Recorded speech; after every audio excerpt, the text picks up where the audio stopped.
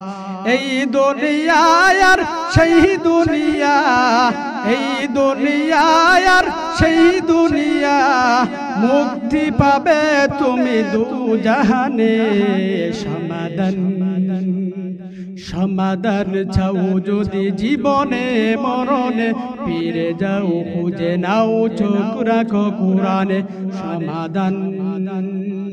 সমাধান চাও যদি জীবনে মরণে, ফিরে যাও খুঁজে নাও চোখ রাখো কোরআনে। সমাধান পেতে যদি চাই তাহলে কোরআনের মধ্যে আসতে হবে। জোরে বলুন ঠিক না বেটি? আল্লাহ রাব্বুল আলামিন কোরআনে কারীমের মজলিসের মধ্যে বলার কথা আল্লাহ রাব্বুল আলামিন বলতেছেন। আল্লাহ রাব্বুল আলামিন বলেন, ইয়া আইয়ুহাল্লাযীনা আমানু তাকুল্লাহ, তোমরা যারা আমি আল্লাহর উপর ঈমান এনেছো। আল্লাহ রাব্বুল আলামিন বলেন, তোমরা যারা আমি আল্লাহর উপর ঈমান এনেছো, এক নম্বরে তোমরা আমি আল্লাহকে ভয় করো। জোরে বলুন সুবহানাল্লাহ। কাকে ভয় করার কথা আল্লাহ বলেছেন? আল্লাহকে ভয় করলে নামাজ ছাড়া যাবে না, আল্লাহকে ভয় করলে রোজা ছাড়া যাবে না, আল্লাহকে চললে আল্লাহকে যদি ভয় করে তাহলে গুনার কাজ করা যাবে না। জোরে বলুন ঠিক না বেঠিক? আল্লাহকে ভয় করলে গুনার কাজ করা যাবে না। যেই কাজ করলে আল্লাহ অসন্তুষ্টি হয়, যে কাজ করলে আল্লাহ নারাজ হয়, আল্লাহ যদি নারাজ হয় তাহলে দুনিয়ার মধ্যে আযাব দিবেন, গজব দিয়ে ধ্বংস করে দিবেন। জোরে বলুন ঠিক না বেঠিক? আর আল্লাহ যদি আমাদের উপর রাজি হয়, খুশি হয়, সন্তুষ্ট হয়, তাহলে আল্লাহ রাব্বুল আলামিন আমাদের যে জমিন আমরা যে চাষ করি, আমাদের যে জমিন আমরা যে চাষ করি, বিভিন্ন রকমের ফল ফুল মল, আমরা যে বিভিন্ন রকমের সুস্বাদু ফল খাই, এই সুস্বাদু ফলের উর্বরতা বৃদ্ধি করে দিবেন। জোরে জোরে বলুন সুবহানাল্লাহ। আল্লাহ রাব্বুল আলামিন যদি আমাদের উপর খুশি থাকেন, আল্লাহ যদি আমাদের উপর সন্তুষ্টি থাকেন, তাহলে আল্লাহ রাব্বুল আলামিন আমরা গৃহস্থী করি কি করি না? গৃহস্থী করি। গৃহস্থী করলে আল্লাহকে রাজি আর খুশি করতে হবে। আল্লাহকে কিভাবে রাজি আর খুশি করা যায়? সাহাবায়ে কেরাম চিন্তা করেন, সাহাবায়ে কেরাম ফিকির করেছেন, তাবিঈনগণ ফিকির করেছেন, আহলে বায়াতগণ ফিকির করেছেন, তারপর আইম্মামে মুজতাহিদিনগণ, আউলিয়া কেরাম, আল্লাহর ওলিরা চিন্তা করেছেন, ফিকির করেছেন আল্লাহকে কিভাবে খুশি করা যায়। আল্লাহকে খুশি করতে হলে বেশি কোনো কিছু লাগে না। আল্লাহকে খুশি করতে হলে আল্লাহর ইবাদত বন্দেগী বাড়াই দিলেই হয়। জোরে বলুন সুবহানাল্লাহ। আল্লাহকে খুশি করা সহজ। আল্লাহকে খুশি করা কি একেবারে সহজ। মানুষকে খুশি করা বড় কঠিন ব্যাপার। মানুষকে খুশি করা কি বড় কঠিন ব্যাপার। কেমনে কঠিন? যারা মেম্বার হয়েছে, যারা ওয়ার্ড সদস্য, যারা চেয়ারম্যান হয়েছেন, ইউনিয়নের চেয়ারম্যান, এদেরকে জিজ্ঞেস করবেন যে মানুষকে খুশি করা ওই রাজেদের যাইব রে,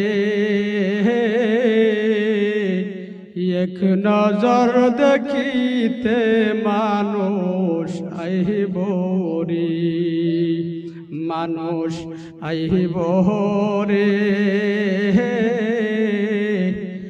এক নজর দেখিতে মানুষ আইব রে। জুড়ে বলুন ঠিক না বেঠিক? আমি একদিন থাকবো না,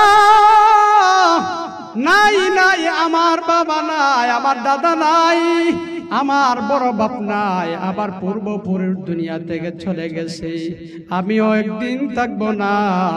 আল্লাহর হাবিব রাহমাতুল লিল আলামিন বলেন, দুনিয়ার মধ্যে সবচেয়ে বিচক্ষণ মানুষ মানুষ, ওই বান্দা দুনিয়ার মধ্যে সবচেয়ে বুদ্ধিমান ওই ব্যক্তি যেই বান্দা যে আমার উম্মত মুমিন মুসলমানের দল দুনিয়ায় থেকে আখিরাতের পুঁজি করে, আখিরাতের সামানা জোগাড় করে, ওই ব্যক্তি হচ্ছে দুনিয়ার মধ্যে সবচেয়ে বুদ্ধিমান।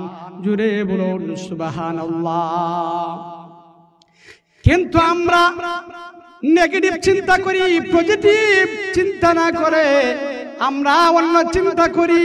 আমরা মনে করি যেই ব্যক্তি দুনিয়ার মধ্যে বিশাল গাড়ি বাড়ি অট্টালিকা গাড়ি বাড়ি করেছে, বিশাল সম্পদ করেছে, যেই ব্যক্তি বিচার বৈঠকের মধ্যে, যে ব্যক্তি মানুষের সমাগমের মধ্যে, যেই ব্যক্তি মানুষের সমাগমের মধ্যে সুন্দর সুন্দর কথা বলতে পারে, নানাইয়া বিনাইয়া সুন্দর করে সাজাইয়া গুজাইয়া কথা বলতে পারে, ওই ব্যক্তিকে আমরা সমাজের মধ্যে মনে করি যে ওই ব্যক্তি প্রকৃত জ্ঞানী।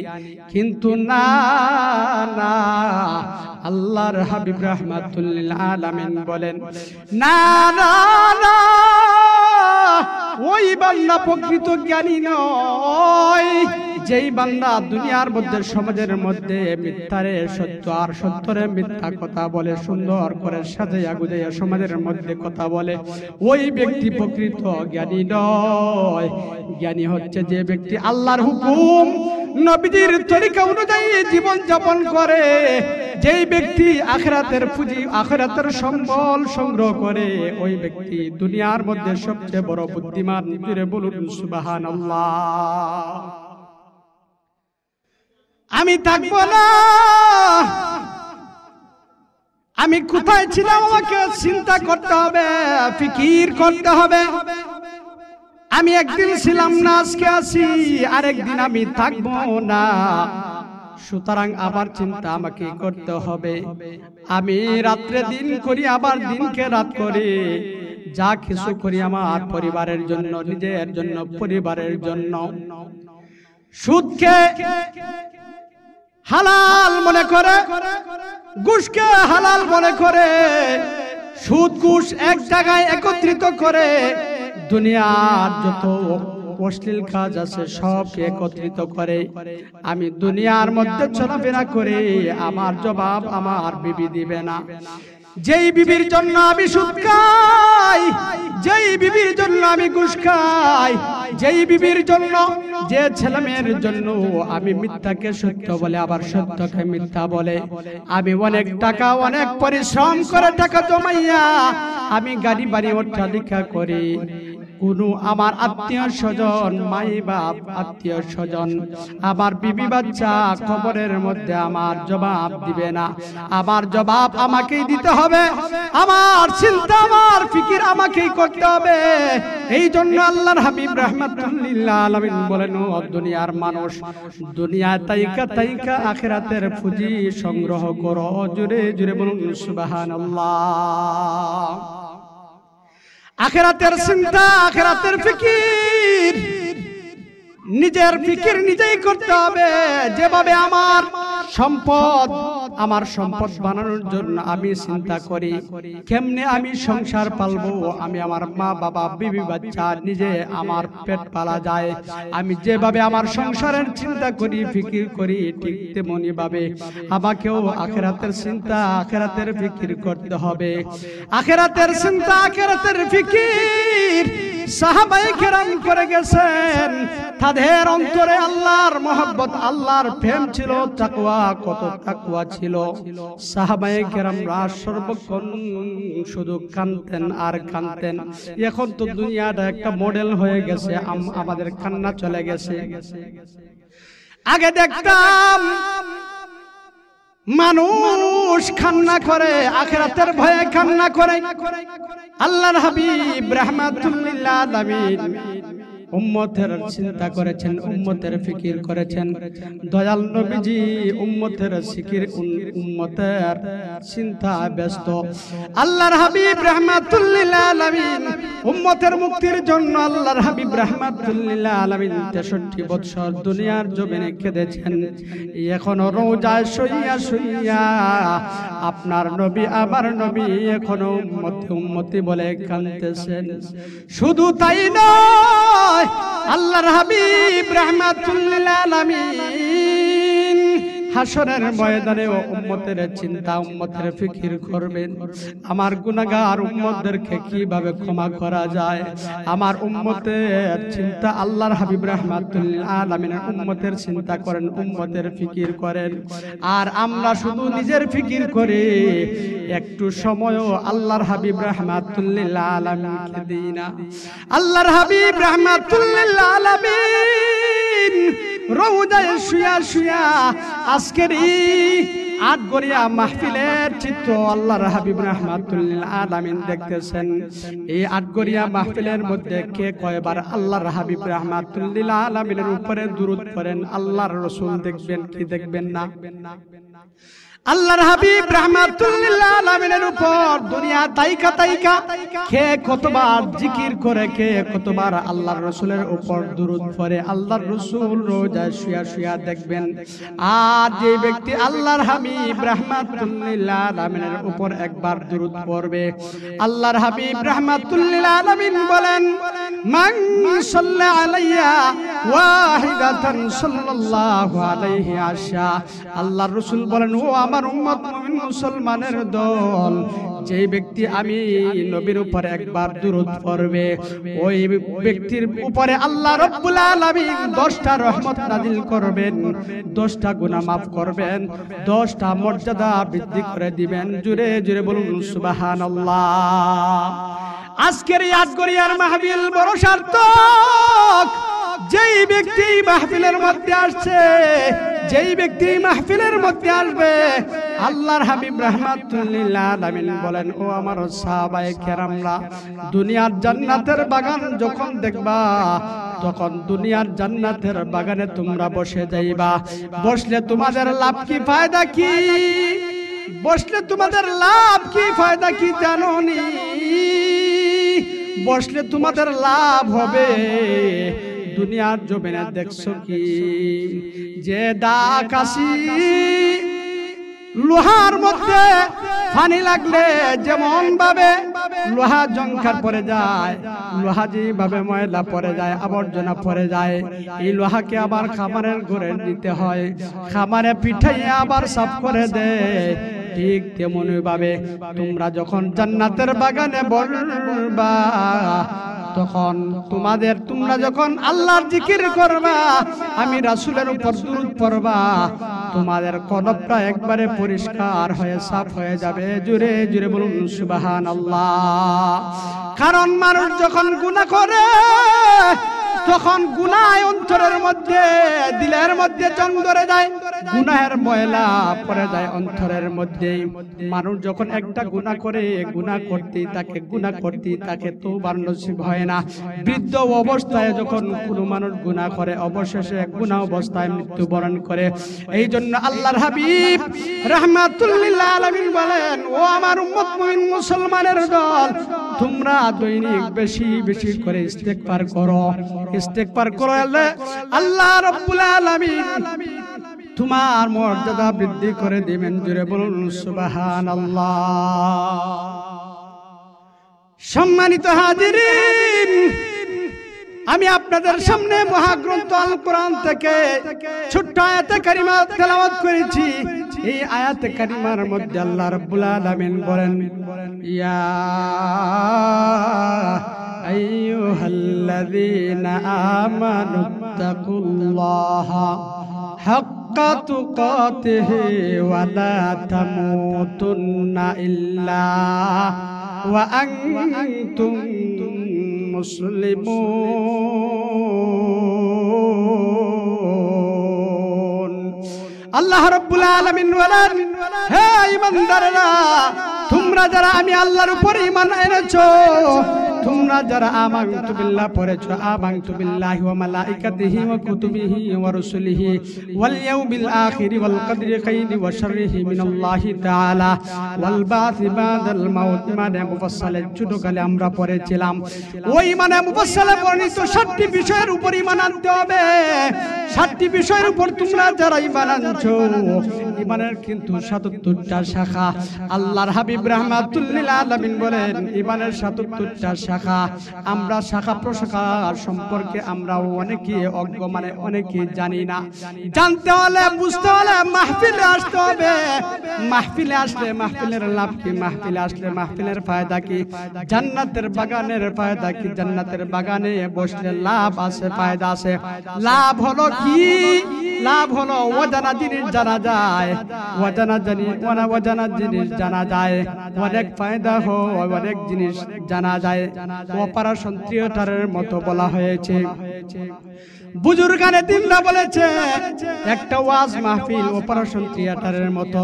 কারণ এই ওয়াজ মাহফিলের মধ্যে কোরআন ও হাদিসের আলোচনা হয়।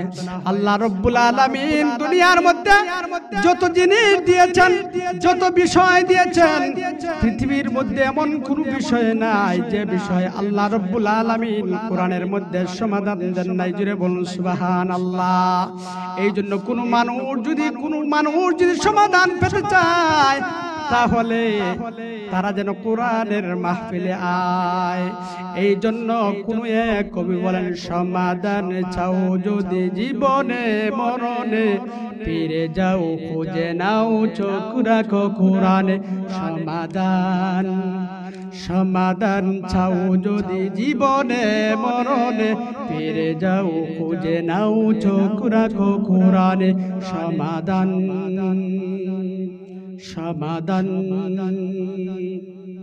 এত চির অম্লান চির মুক্তির ডাক, এ যে মহাবাণী কোরআনে কালামে পাক। এই দুনিয়ায় আর সেই দুনিয়া, এই দুনিয়ায় আর সেই দুনিয়া, মুক্তি পাবে তুমি দু জাহানে। সমাধান চাও যদি জীবনে মরণে, ফিরে যাও খুঁজে নাও চোখ রাখো কোরআনে। সমাধান চাও যদি জীবনে মরণে, ফিরে যাও খুঁজে নাও চোখ রাখো কোরআনে। সমাধান পেতে যদি চাই তাহলে কোরআনের মধ্যে আসতে হবে। জোরে বলুন ঠিক না বেঠি? আল্লাহ রাব্বুল আলামিন কোরআনে কারীমের মজলিসের মধ্যে বলার কথা আল্লাহ রাব্বুল আলামিন বলতেছেন। আল্লাহ রাব্বুল আলামিন বলেন ইয়া আইয়ুহাল্লাযীনা আমানু তাকুল্লাহ, তোমরা যারা আমি আল্লাহর উপর ঈমান এনেছো। আল্লাহ রাব্বুল আলামিন বলেন তোমরা যারা আমি আল্লাহর উপর ঈমান এনেছো, এক নম্বরে তোমরা আমি আল্লাহকে ভয় করো। জোরে বলুন সুবহানাল্লাহ। কাকে ভয় করার কথা আল্লাহ বলেছেন? আল্লাহকে ভয় করলে নামাজ ছাড়া যাবে না, আল্লাহকে ভয় করলে রোজা ছাড়া যাবে না, আল্লাহকে চললে আল্লাহকে যদি ভয় করে তাহলে গুনার কাজ করা যাবে না। জোরে বলুন ঠিক না বেঠিক? আল্লাহকে ভয় করলে গুনার কাজ করা যাবে না। যেই কাজ করলে আল্লাহ অসন্তুষ্টি হয়, যে কাজ করলে আল্লাহ নারাজ হয়, আল্লাহ যদি নারাজ হয় তাহলে দুনিয়ার মধ্যে আযাব দিবেন, গজব দিয়ে ধ্বংস করে দিবেন। জোরে বলুন ঠিক না বেঠিক?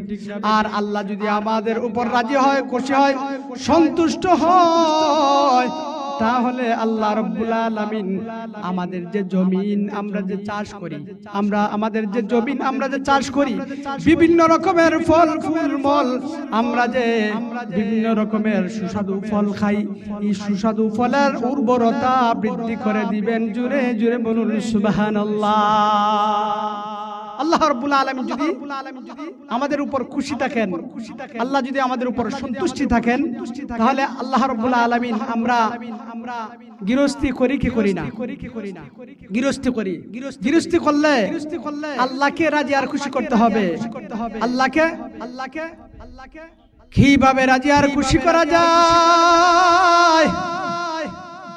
সাহাবায়ে কেরাম চিন্তা করেন, সাহাবায়ে কেরাম ফিকির করেছেন, তাবিঈনগণ ফিকির করেছেন, আহলে বায়াতগণ ফিকির করেছেন, তারপর আইম্মামে মুস্তাহিদিনগণ, আউলিয়া কেরাম, আল্লাহর ওলিরা চিন্তা করেছেন, ফিকির করেছেন আল্লাহকে কিভাবে খুশি করা যায়।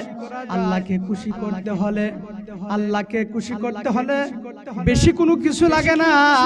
আল্লাহকে খুশি করতে হলে আল্লাহর ইবাদত বন্দেগী বাড়াই দিলেই হয়। জোরে বলুন সুবহানাল্লাহ। আল্লাহকে খুশি করা সহজ, আল্লাহকে খুশি করা কি একেবারে সহজ। মানুষকে খুশি করা বড় কঠিন ব্যাপার। মানুষকে খুশি করা কি বড় কঠিন ব্যাপার। কেমনে কঠিন? যারা মেম্বার হয়েছে, যারা ওয়ার্ড সদস্য, যারা চেয়ারম্যান হয়েছে, ইউনিয়নের চেয়ারম্যান, এদেরকে জিজ্ঞেস করবেন যে মানুষকে খুশি করা কত কঠিন। যারা মেম্বার চেয়ারম্যান হয়েছেন তারা বুঝে মানুষের মন রক্ষা করা, মানুষকে খুশি করা কত যে কঠিন। সবাইকে খুশি করা যায় না, কিন্তু আল্লাহ রাব্বুল আলামিনকে যদি কোনো মানুষ খুশি করতে চায়, তাহলে দৈনিক 5 ওয়াক্ত নামাজ পড়লে আল্লাহ খুশি হয়ে যায়, রোজা রাখলে আল্লাহ খুশি হয়ে যায়, কোরআন তেলাওয়াত করলে আল্লাহ খুশি হয়ে যায়, কোরআন তেলাওয়াত করলে আল্লাহ খুশি হয়ে যায়। দৈনিক যদি কোনো মানুষ সকাল বিকাল তেলাওয়াত করে আল্লাহর সঙ্গে কথা বলা হয়, জোরে বলুন সুবহানাল্লাহ। কোন মানুষ যদি দৈনিক 5 ওয়াক্ত নামাজ পড়ে, 5 ওয়াক্ত নামাজ পড়লে আল্লাহর সঙ্গে দিদার হয়ে যায়, জোরে বলুন সুবহানাল্লাহ। দৈনিক যদি মানুষ 5 বার নামাজ পড়ে, তাহলে কার সাথে দিদার হয়? আল্লাহর সঙ্গে দিদার হয়। মানুষ যখন কপালটা লাগায়, মানুষ যখন কপালটা আল্লাহর কুদরতি পায়ে ঠেকায়, আল্লাহ রাব্বুল আলামিন ডাক দিয়ে বলেন, ফেরেশতারা আমার বান্দা মসজিদের মধ্যে আসছে, জমিনের মধ্যে আমাকে সেজদা দিতেছে, আমার কুদরতি পায়ে সেজদা দিতেছে, আমার বান্দারা কি আমাকে দেখে? ফেরেশতারা বলে আল্লাহ না।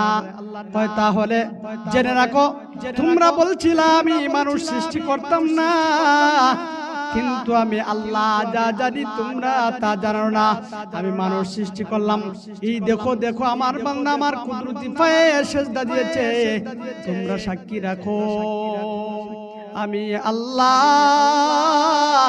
আমার ওই বান্দাকে ক্ষমা করে দিলাম। জুড়ে বলুন সুবহানাল্লাহ। আল্লাহ কি করে? বান্দাকে ক্ষমা করে দেয়। আল্লাহর রাসূল বলেছেন, যেই ব্যক্তি দৈনিক 5 বার নামাজ পড়ে, 5 ওয়াক্ত নামাজ পড়ে, আল্লাহর রাসূল বলেছেন, ও আমার সাহাবায়ে কেরামরা, ও আমার সাহাবায়ে কেরামরা, কারো বাড়ির সামনে যদি একটা নহর থাকে অথবা একটা পানির হাউস থাকে, এই হাউজের মধ্যে যদি কোনো মানুষ দৈনিক 5 বার গোসল করে, দৈনিক কয়বার গোসল করে? দৈনিক 5 বার গোসল করে। আল্লাহর রাসূল বলেন, দৈনিক 5 বার গোসল করলে ওই ব্যক্তির শরীরের মধ্যে কোনো ময়লা থাকবে না। সাহাবায়ে কেরাম আল্লাহর হাবিব রাহমাতুল্লিল আলামিনকে জবাব দেন, ওগো নবীজি, না না না, শরীরের মধ্যে ময়লা থাকার কোনো প্রশ্নই উঠে না। আল্লাহর রাসূল বলেন, তাহলে শুনো, যেই ব্যক্তি দৈনিক 5 বার 5 ওয়াক্ত সালাত আদায় করে, দৈনিক 5 ওয়াক্ত নামাজ পড়ে, ওই ব্যক্তির মতো যেই ব্যক্তি দৈনিক 5 বার নহরের মধ্যে গোসল করে, তার শরীরের মধ্যে যেমন ময়লা থাকে না, ঠিক তেমনি ভাবে যে ব্যক্তি দৈনিক 5 বার নামাজ পড়ে, 5 ওয়াক্ত নামাজ পড়ে, ওই বান্দার শরীরের মধ্যে দেহের মধ্যে কোনো গুনাহ থাকে না। জুড়ে বলুন সুবহানাল্লাহ। গুনাহ থাকে না। আমরা যদি গুনাহ মাফ করাই তাহলে নামাজ পড়া লাগবে, নামাজ পড়তে হবে। কারণ আমি আপনাদের সামনে তাকওয়ার আয়াতে কারিমা পড়েছি।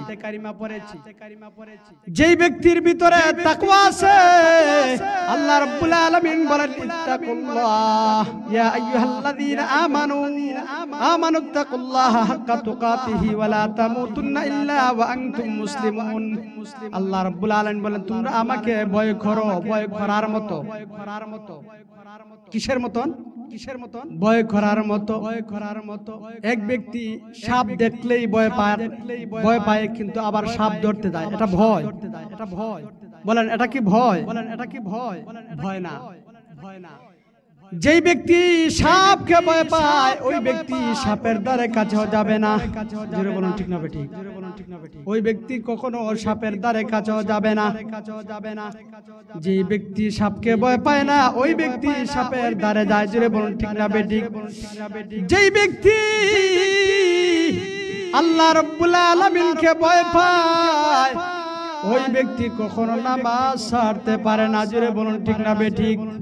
ওই ব্যক্তি কখনো নামাজ ছাড়তে পারে না, ওই ব্যক্তি কখনো রোজা ছাড়তে পারে না, ওই ব্যক্তি কখনো হারাম কাজ করতে পারে না। যে কাজ করলে আল্লাহ রাজি আর খুশি থাকে, ওই কাজ সব সময় করে। জোরে বলুন ঠিক না বেঠিক? ওই কাজ বেশি বেশি করবে বান্দা।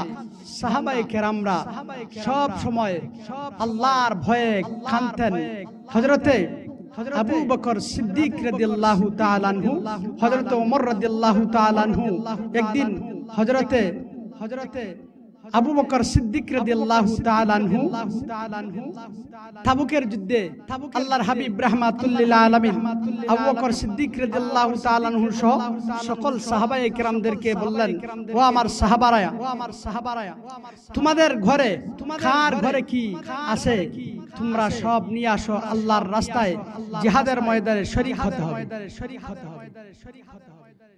সাহাবায়ে কেরামরা আল্লাহর হাবিব রাহমাতুল লিল আলামিনের নির্দেশ পেয়ে যার ঘরে যা ছিল সব কিছু নিয়ে আল্লাহর হাবিব রাহমাতুল লিল আলামিনের কাছে রাখলেন। আল্লাহর হাবিব রাহমাতুল লিল আলামিনের কাছে রাখলেন। হযরতে ওমর, হযরতে উসমান, হযরতে আলী রাদিয়াল্লাহু তাআলা আনহু সহ যত সাহাবায়ে কেরামরা ছিলেন, সকল সাহাবায়ে কেরামরা আল্লাহর হাবিব রাহমাতুল লিল আলামিনের কাছে সকল সম্পদ রাখলেন। তারপর সকল সাহাবায়ে কেরামদেরকে জিজ্ঞেস করলেন, যে সাহাবারা কে তোমরা ঘরের মধ্যে কি রাইখাইছো? অনেকে বলছে হুজুর আমরা সম্পদ 4 ভাগের 2 ভাগ আনছি, 2 ভাগ ঘরে রাইখা আসছি, আবার 4 ভাগের 1 ভাগ নিয়ে আসছি। অনেকে বলছে, আবার অনেকে বলছে আমরা 2 ভাগ নিয়ে আসছি, আবার অনেকে বলছে যে হুজুর আমরা ঘরের খাবার রাইখা, ঘরের আসবাবপত্র রাইখা বাকিগুলা নিয়ে আসছি। আল্লাহর হাবিব রাহমাতুল লিল আলামিন বলেন, ও আবু বকর, ও আবু বকর, তুমি তোমার ঘরের মধ্যে কি রাইখা আসছো? হযরত আবু বকর সিদ্দিক রাদিয়াল্লাহু তাআলা আনহু বলেন, ইয়া রাসূলুল্লাহ, ইয়া হাবিবাল্লাহ, ওগো নবীজি। আবু বকর সিদ্দিক রাদিয়াল্লাহু তাআলা আনহু কিন্তু ছিলেন ব্যবসায়ী, অনেক সম্পদ ছিল হযরত আবু বকর সিদ্দিক রাদিয়াল্লাহু তাআলা আনহু। হযরত আবু বকর সিদ্দিক রাদিয়াল্লাহু তাআলা আনহু অনেক সম্পদ ছিল। সকল সম্পদ আল্লাহর হাবিব রাহমাতুল লিল আলামিনের কাছে নিয়ে গেলেন, হাদিয়া দিয়ে বললেন, ইয়া রাসূলুল্লাহ, ইয়া হাবিবাল্লাহ। আল্লাহর রাসূল বললেন, আবু বকর তুমি তোমার ঘরের মধ্যে কি রাইখা আসছো? আবু বকর রাদিয়াল্লাহু তাআলা আনহু বলেন, ইয়া রাসূলুল্লাহ, ইয়া হাবিবাল্লাহ, ও নবীজি আমি সব নিয়ে আসছি, আমি আমার ঘরের মধ্যে আল্লাহ এবং তার রাসূলকে রাইখা আসছি। জোরে বলুন সুবহানাল্লাহ। আল্লাহ এবং তার রাসূলকে কি করছেন? রাইখা আসছেন। এ তো মহব্বত করছেন আল্লাহর হাবিব রাহমাতুল লিল আলামিনকে। যদি কোনো মানুষ তাকওয়া অর্জন করে, যদি কোনো মানুষ আল্লাহকে ভয় করে, তাহলে আল্লাহ এবং রাসূলের মহব্বত তার অন্তরের মধ্যে থাকবে। জোরে বলুন ঠিক না বেঠিক? আল্লাহ এবং রাসূলের মহব্বত যার অন্তরে আছে ওই ব্যক্তি জান্নাতি। জোরে বলুন সুবহানাল্লাহ। ওই ব্যক্তি কি জান্নাতি। সাহাবায়ে কেরামরা আল্লাহর ভয়ে কান্না করেছেন। আমারও কান্না করার দরকার। আমরা কয়বার কান্না করি? হযরতে ওমর ইবনে আব্দুল আজিজ রাহমাতুল্লাহি আলাইহি, ওনার ভিতরে কত আখিরাতের চিন্তা ছিল, আখিরাতের ফিকির ছিল, আল্লাহর কত ভয় ছিল।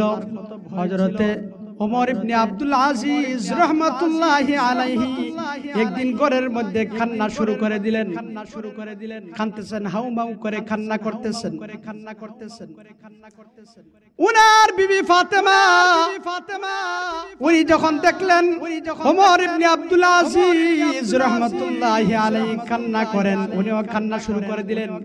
জিজ্ঞেস করেন নাই, ওগো ওমর ইবনে আব্দুল আজিজ আপনি কেন কান্না করেন? স্বামীকে জিজ্ঞেস করেন নাই, উনিও কান্না শুরু করে দিলেন। উনিও কান্না শুরু করে দিলেন। ওনার কান্না, ওনার চিৎকারে বাড়িঘরের মানুষেরাও কান্না শুরু করে দিল। কেউ আর জিজ্ঞেস করেন না, হে ওমর ইবনে আব্দুল আজিজ আপনি কেন কান্দেন? ও ফাতেমা তুমি কেন কান্দো? ওমর ইবনে আব্দুল আজিজ রাহমাতুল্লাহি আলাইহি কান্না করেন। হযরত ফাতেমা রাদিয়াল্লাহু তাআলা ওনার স্ত্রীর নাম ছিল ফাতেমা। ফাতেমা রাদিয়াল্লাহু তাআলা কান্না করেন। ফাতেমা রাদিয়াল্লাহু তাআলা কান্না করেন। ওনাদের কান্না দেখে বাড়িঘরের মানুষ, আশপাশের মানুষ কান্না শুরু করে দিল। হঠাৎ করে দেখা যায় কান্না করতে করতে উনি বেহুশ হয়ে জমিনের মধ্যে পড়ে গেলেন। কেউ আর জিজ্ঞেস করেন না, হে ওমর ইবনে আব্দুল আজিজ আপনি কেন কান্না করেন? শুধু কান্না আর কান্না, কান্নার রুল পড়ে গেল। কাঁদতে কাঁদতে এক পর্যায়ে দেখা যায় হযরতে ওমর ইবনে আব্দুল আজিজ রাহমাতুল্লাহি আলাইহির হুশ জ্ঞান ফিরে আসলো। ফিরে আসার পরে হযরতে ফাতেমা রাদিয়াল্লাহু তাআলা জিজ্ঞেস করলেন, হে ওমর ইবনে আব্দুল আজিজ আপনি কান্না করছিলেন, কান্নার কারণ কি আমাকে একটু বলো। ওমর ইবনে আব্দুল আজিজ রাহমাতুল্লাহি আলাইহি বলেন, ও ফাতেমা আমি দেখলাম হাসরের মাঠ কায়েম হয়ে গেছে। হাসরের মাঠ কায়েম হয়ে গেছে। একদিকে জান্নাতি আর একদিকে জাহান্নামী। আমি দেখলাম যে একদল জান্নাতি হয়ে গেছে আর একদল জান্নাতি হয়ে গেছে। জান্নাত মানে আরাম আয়েশের জায়গা, যেখানে শুধু সুখ আর সুখ, শান্তি আর শান্তি। জান্নাত আল্লাহ রাব্বুল আলামিনের ইবাদত বندگی যারা করবে, ওয়াজ মাহফিলে যারা আসবে, দান সদকা যারা করবে, যারা আল্লাহর হুকুম অনুযায়ী জীবন পরিচালনা করবে, রাসূলের সুন্নাহ অনুযায়ী তার জীবনকে পরিচালনা করবে, ওই ব্যক্তির জন্য আল্লাহ জান্নাত রেখেছেন। জোরে বলুন সুবহানাল্লাহ। আল্লাহ রাব্বুল আলামিন তার প্রিয় বান্দাদেরকে জান্নাত দিবেন। জান্নাতের মধ্যে কোনো কিছুর অভাব নাই। জান্নাতের মধ্যে যা চাইবে তা পাইবে। জান্নাতের মধ্যে খাদিম দেওয়া হবে খেদমতের জন্য, গাড়ি বাড়ি নারী সব কিছু থাকবে। আল্লাহ রাব্বুল আলামিন যে বান্দাকে জান্নাত দিবেন, আল্লাহ রাব্বুল আলামিনের ইবাদত বندگی যে খাঁটি দিলে করবে, অর্থাৎ শিরিক মুক্ত ঈমান থাকতে হবে। শিরিক মুক্ত ঈমান থাকতে হবে। তারপর আমাল সালেহা, নেক আমল যার ভিতরে থাকবে, যে ব্যক্তি আল্লাহকে ভয় করে নেক আমল করবে, ওই ব্যক্তির জন্য আল্লাহ রাব্বুল আলামিন জান্নাত রিজার্ভ করে রেখেছেন। জোরে জোরে বলুন সুবহানাল্লাহ। ওমর ইবনে আব্দুল আজিজ রাহমাতুল্লাহি আলাইহি, যার জমানায় ওমর ইবনে আব্দুল আজিজ রাহমাতুল্লাহি আলাইহি এমন এক ব্যক্তিত্ব, যার শাসন আমলে যার শাসনামলে বাঘ, সিংহ আর হরিণ, বাঘ, সিংহ, হরিণ এক থালার মধ্যে খানা খাইতো। জোরে বলতেন না সুবহানাল্লাহ, জোরে বলতেন না সুবহানাল্লাহ, জোরে বলতেন না সুবহানাল্লাহ, জোরে বলতেন না সুবহানাল্লাহ, জোরে বলতেন না সুবহানাল্লাহ।